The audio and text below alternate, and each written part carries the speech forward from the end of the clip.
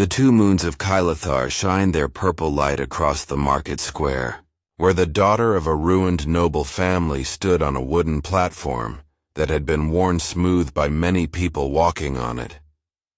Her skin was a deep blue color, like the Vieri people.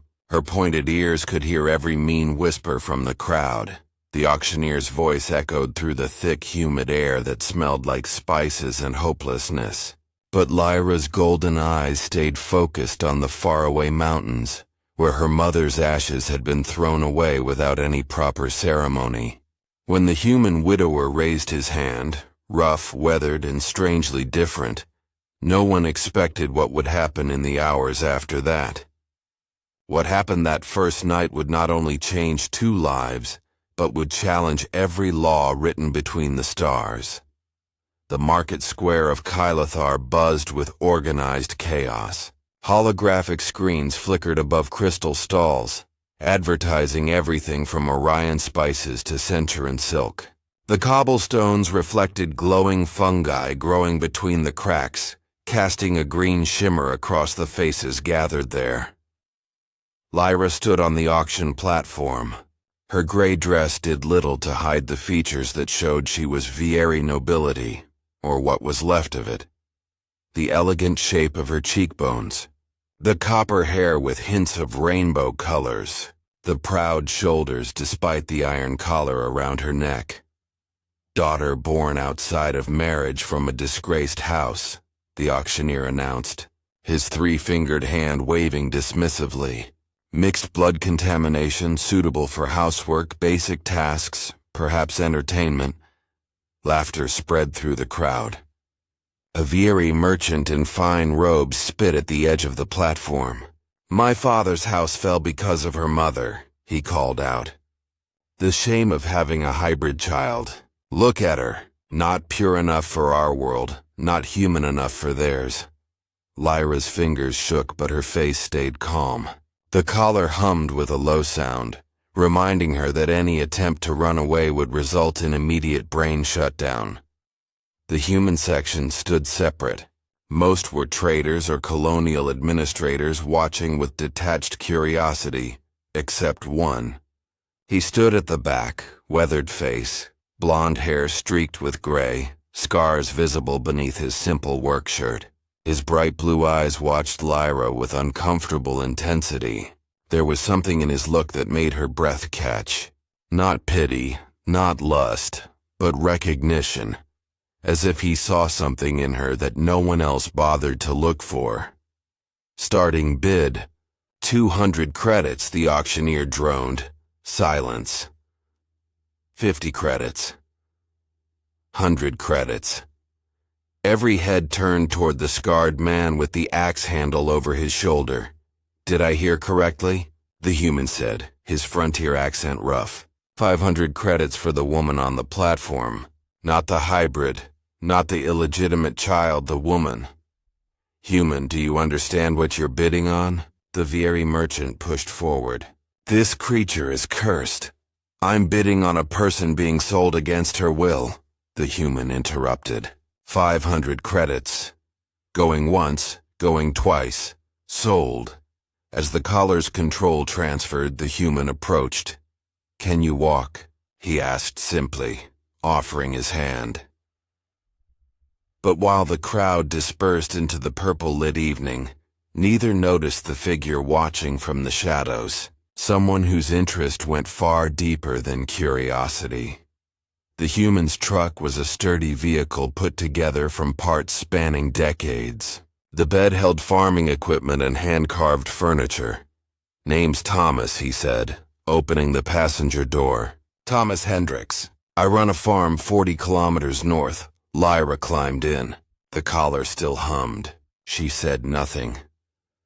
Thomas started the hybrid engine and the truck lurched forward, leaving the market square for the darkening road through the hills. "I know you can speak," Thomas said finally. "What's your name?" "Lyra." "Lyra. Good. I'm not much for formality anyway." She searched his face for the lie, the trap. Men didn't spend 500 credits on kindness. My wife died 2 years ago, Thomas said quietly. Farming accident. The harvester broke. The purple moonlight cast his face in sharp relief. Every scar was a map of pain he had lived through. I've been managing alone, but the farm is too large. I need real help, not an enslaved servant or a robot. So you bought a slave, Lyra said flatly. I bought your contract from people who would have sold it to someone far worse. When we reach the farm, I'm turning off that collar and burning the contract. Her hand flew to the metal band. You're lying. Why would I lie? I've seen those collars on workers in the southern plantations. No one should wear those things. Then why not turn it off now? Because if you run, you'll die in these hills before morning. The night predators don't care if you're human or Vieri, and you're not dressed for the temperature drop. He had a point. Lyra could already feel the cold seeping in. The truck came over a hill and the landscape opened up. In the valley below lay a farm torn from two different worlds. The main house was human frontier style, logs and stone, but surrounded by Vieri gardens where crystal flowers grew in geometric patterns. She planted those, Thomas said. My wife Elena. She was fascinated by your people's farming techniques. Thomas guided the truck down. Lyra noticed the hybrid irrigation system, the mixed architecture, the way human and Vieri design principles had been woven together. But as Lyra stepped out, she failed to notice the small surveillance drone hovering in the shadows of the tree line, recording everything. The farmhouse interior was a monument to blended existence. Human furniture sat alongside Vieri meditation cushions. The walls displayed photographs and intricate geometric art. The air smelled of wood smoke and something that made her stomach clench. Food. Stew, Thomas explained, ladling steaming portions into bowls. Made it this morning. He got a small device, the collar controller. Lyra's hand went to her neck. This will feel strange, Thomas warned. Sit down first. She lowered herself into a chair, tense. The collar had been part of her for 3 months. Thomas pressed a sequence and the humming stopped. The collar split and clattered to the table. Lyra gasped, her hand flying to her bare neck. The skin felt exposed, vulnerable. The room tilted as her nervous system adjusted. Easy, Thomas said, steadying her shoulder. Breathe through it. After several deep breaths, the disorientation faded, replaced by a lightness she had almost forgotten. Thomas picked up the collar, walked to the fireplace and tossed it into the flames. The metal glowed orange, then white. Then he got the contract from his pocket and fed it to the fire. Now eat, he said. You need the strength. The first bite exploded across her tongue with flavor she had almost forgotten. In the labor markets, food had been nutrition, nothing more. This was different. This was Care Elena's recipe, Thomas said. She adjusted it for both human and Vieri digestive systems. They ate in silence. Why did you really buy me? She asked finally. Thomas set down his spoon. Because I saw something in the way you stood on that platform. You were terrified, humiliated, grieving, but you weren't broken. Your spine was straight. You reminded me of Elena. Everyone told her a human woman had no business learning Vieri agriculture. She told them to go to hell, politely. He smiled at the memory and it transformed his face. I didn't save you, Lyra. I just gave you a different option. What you do with it is up to you, and if I want to leave, then you leave. The road runs both directions. She searched his face for lies. Found nothing but honesty. Your room is upstairs, second door on the left. Elena's room.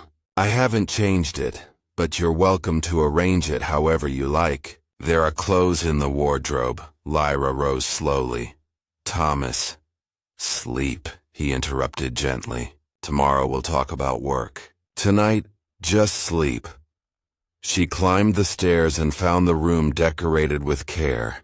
Books in multiple languages, botanical drawings, photographs of a dark-haired woman with laughing eyes. Elena. Lyra changed into a sleeping gown that smelled of lavender and lay down. The mattress was soft, the blankets warm, the room safe. She should have slept immediately. Instead, she lay awake, listening to Thomas moving downstairs, the fire crackling, the wind through the valley. And then she heard something else, the subtle whir of machinery outside her window. A surveillance drone. Someone was watching. Someone who had followed them from the market square. Lyra woke to sunlight streaming through windows. One star yellow, one orange, painting the valley in gold and amber. She dressed in clothes from the wardrobe, work pants and a Vieri-style tunic modified for labor. Downstairs, Thomas was already working in the crystal garden, checking each plant with understanding. His scarred hands touched leaves with surprising gentleness. "You're up early," Thomas observed. "I thought you might sleep later. I've been trained to wake at dawn. This isn't a labor market. You can sleep when you're tired. What needs to be done?" He pointed toward the eastern field. "Those are hybrid grain crops, human wheat genetics with Vieri drought resistance. They need checking for pest damage. It's detailed work that requires understanding both farming traditions. I can do it. I know your file mentioned computational tasks, which means you have education. Vieri nobles learn agriculture as basic training." Lyra stiffened. "That was before other people decided your worth based on things beyond your control," Thomas interrupted. "But knowledge doesn't disappear. Can you do the work?" Yes. They spent the morning working side by side. Lyra found herself falling into rhythms she had almost forgotten. Thomas proved patient and thorough, explaining not just what, but why. He showed her Elena's integrated techniques. She believed this was the future, Thomas said. Not separation, but intentional integration.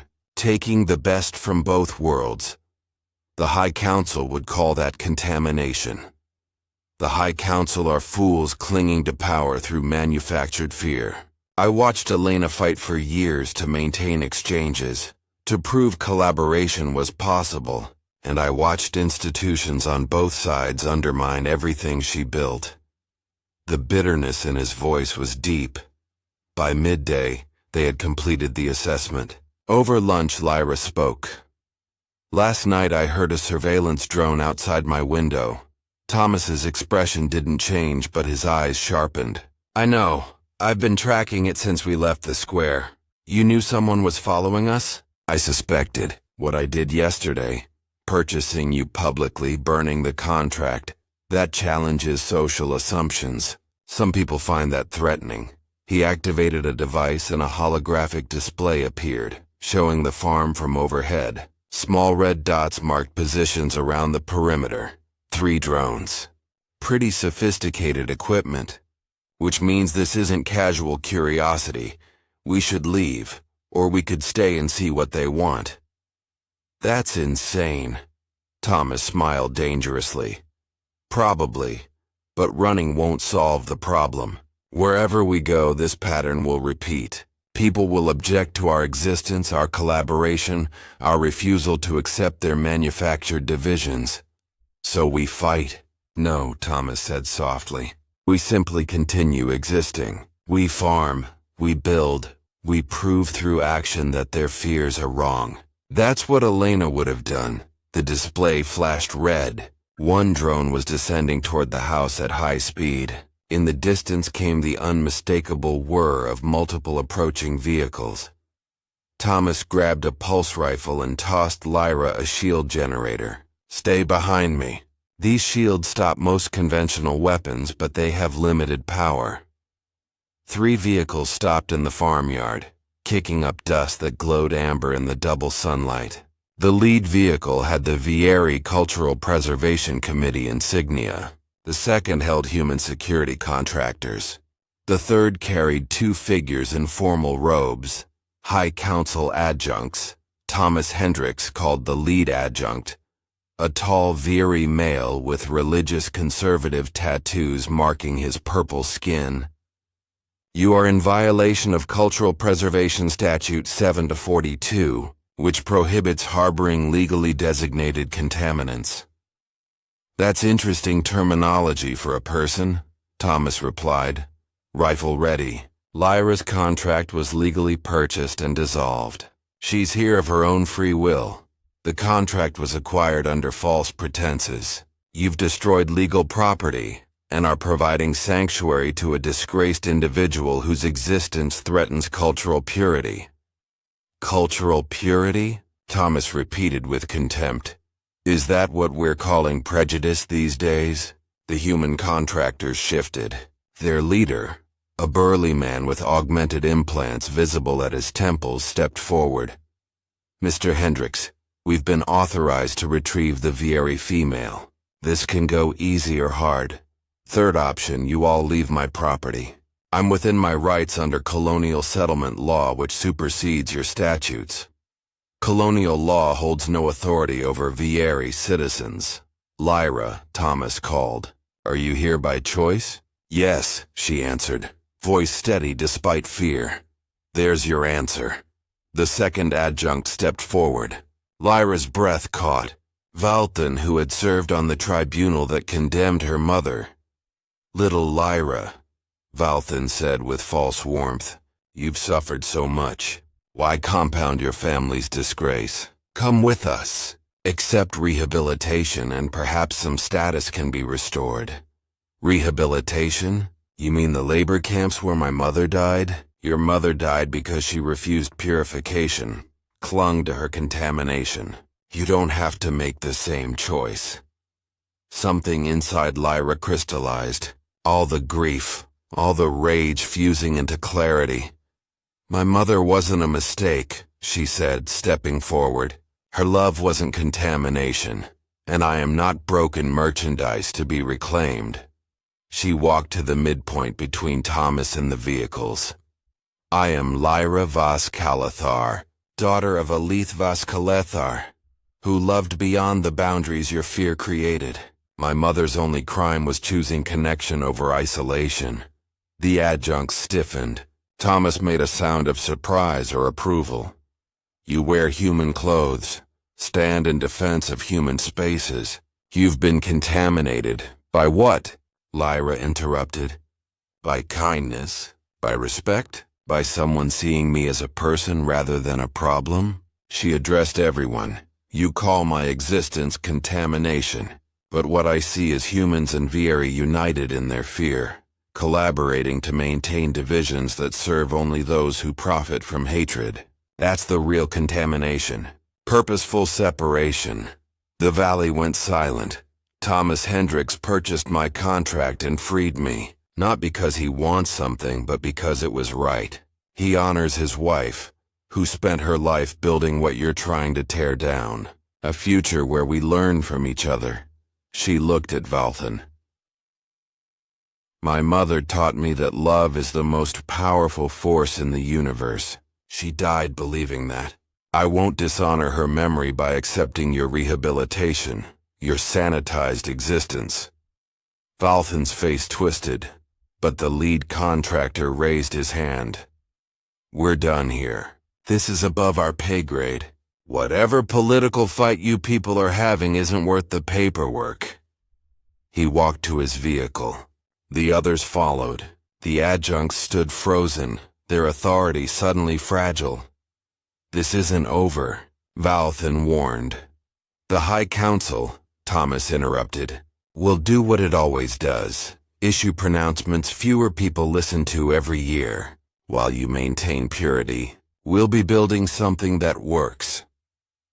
He raised his wrist device, and suddenly the surveillance footage appeared on holographic displays that came from emitters Elena had installed around the farm. Insurance for exactly this kind of confrontation. Every word of the confrontation broadcast lived a public network spanning 3 star systems. "Everyone's watching now," Thomas said quietly.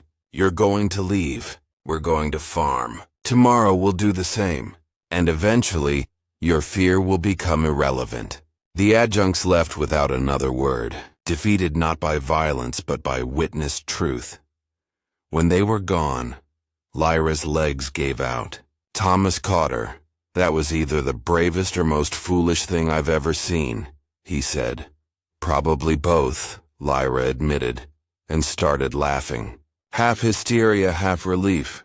Thomas held her as the laughter turned to tears. She wept for her mother, for Elena, for all the people who had dared to love beyond boundaries and paid terrible prices. "It's not over," she said finally. "They'll come back, I know, but we'll still be here, still farming, still proving them wrong every day. That's the only victory that matters." He met her eyes. Elena used to say, "The most radical act in a world built on division is simply choosing to exist together.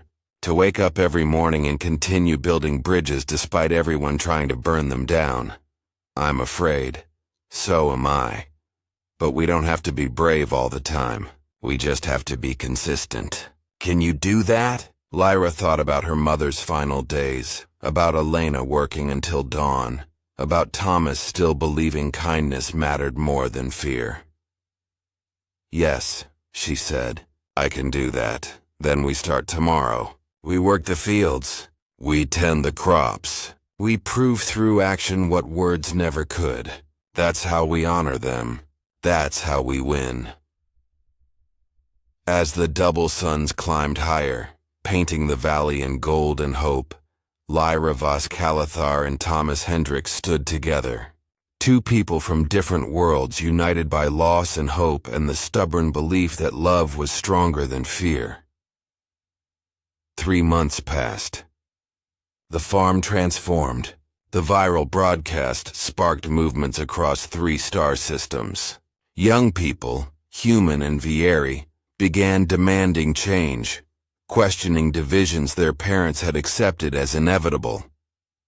Volunteers came weekly, wanting to learn Elena's hybrid techniques.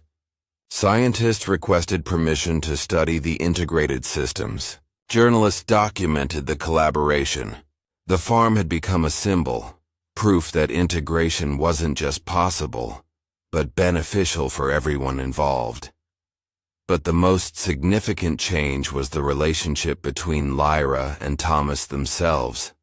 They had become partners in the truest sense, not romantic, but bound by shared purpose and mutual respect. They worked side by side each day, building something that honored those who had fought for connection.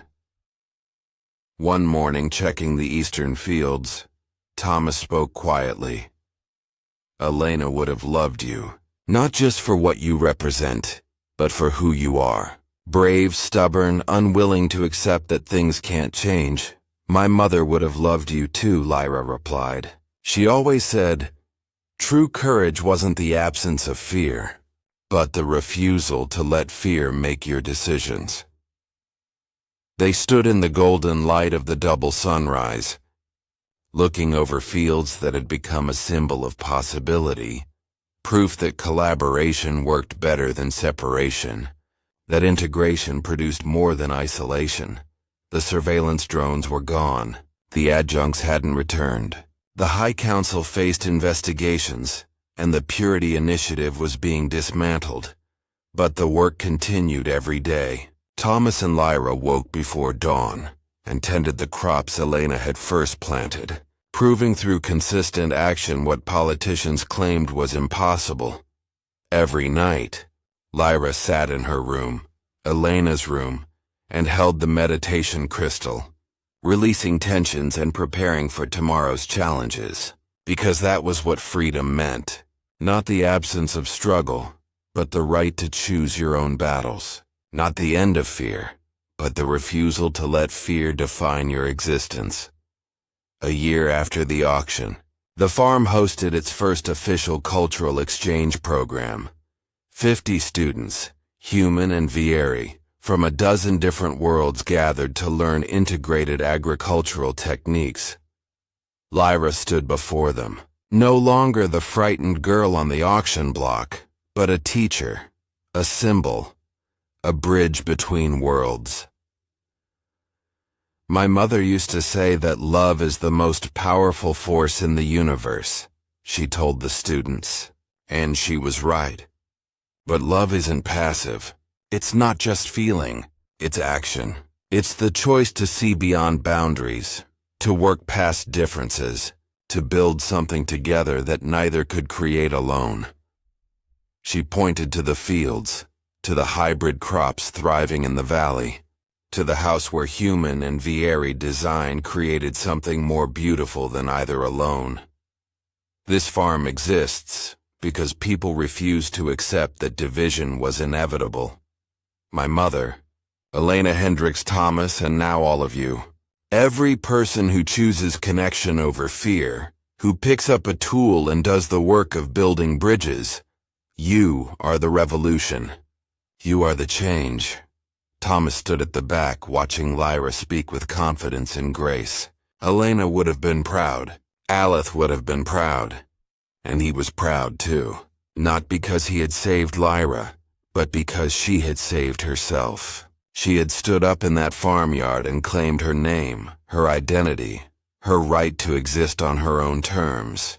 That was the real victory, not the investigations or political changes or cultural movements, but the simple fact that a girl sold on an auction block now stood as a teacher, helping others build the future her mother had dreamed of.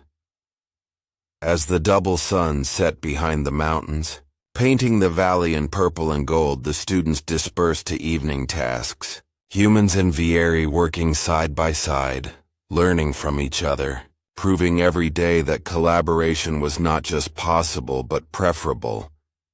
And in that moment, in that small valley on Kylthar, the universe shifted slightly toward hope. Because in a cosmos built on division, sometimes the most revolutionary act is simply choosing to exist together, to wake up every morning and continue building bridges despite everyone trying to burn them down, to prove through consistent action what words never could, that love in all its forms is stronger than fear, that connection is more powerful than separation, that the future belongs not to those who enforce boundaries, but to those brave enough to cross them. And that sometimes what happens on a single night between a widower and a freed slave can change the course of civilizations. It starts with a single act of courage, a single moment of choosing compassion over convenience, humanity over hatred. And from that single seed, an entire forest can grow.